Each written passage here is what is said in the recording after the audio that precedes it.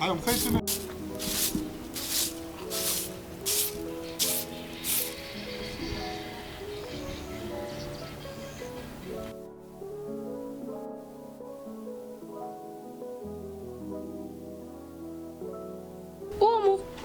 Ukuya mai vangu.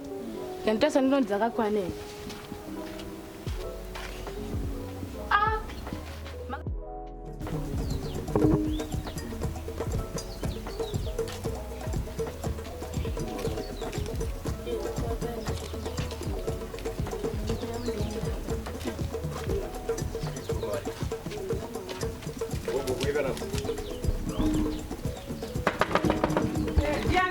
Police. Pakana. Inda.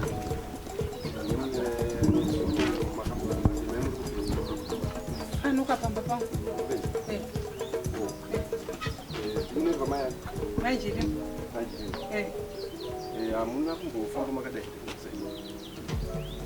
Dai.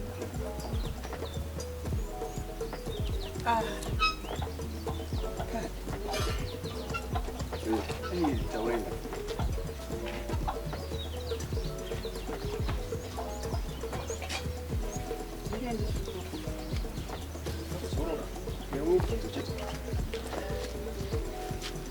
Iwe msikana nduma yo wakaonera. Ndio. Mai mwadar iye. Akakuona njira kama Amai Jilimba. Makata kura. Mukwasha.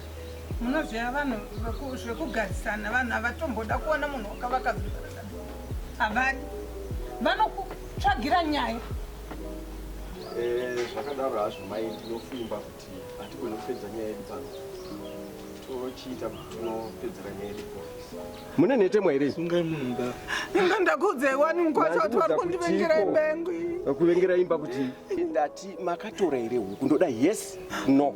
Ndati ndoda yes kana kuti no. Chokwadi vanhu vanondivengera imbengwi nguva yakagara. Aiwa kusipa. Munofana. Senya inopera. Aiwa pasha mirai ndikutaurirai pane huku. Iri kupi? Musandisunge mukwasha ndikutaurirai pane huku. Makatora here huku? Mirai ndikutaurirai pane. Ndati makatora here huku? Makatora huku here? Iri papa mukwasha. Makatora here? Ndoda kunzwa kuti huku kana kuti kwete. Ofisa iri papa. Makatora here huku? Iri papa. Saka kana mabvuma nyaya yenyu yakumirira kuenda kukoti. Kugadzira doketi renyu tichienda kukoti. Ko muri kuda kudini? Vaya vanzwisisa vana. Mwanangu.